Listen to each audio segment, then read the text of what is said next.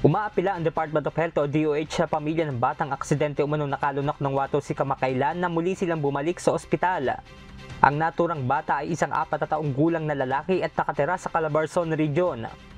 Ayon sa pahayag ng Department of Health, hindi na umano nakontak ang pamilya nito na nais nilang mapabalik sa ospital upang matutukan ang kalagayan ng naturang bata.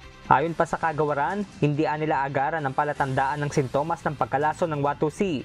Maaari nila na lumitaw ang sintomas at maramdaman ito ng bata sa mga susunod na ilang oras at tumagal ng ilang araw at may panganib din nila ito ng kamatayan.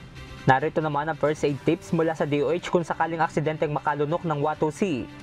Huwag pilitin na sumuka ang isang pasyente. Kung bata, maaaring bigyan ito ng nasa 6 hanggang 8 perasong egg whites sa puti ng itlog, 8 hanggang 12 naman para sa adult.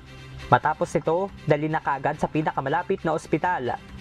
Paglilinaw ng DOH na hindi na sila naglabas ng ibang detalye sa publiko patungkol sa pagkakakilanlan ng bata upang maiwasan na rin na mapahiya ang mga ito.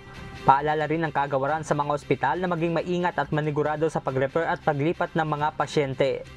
Diyos ang aming sandigan, serbisyo publiko ang aming pinahahalagahan. Benedict Samson, humahataw!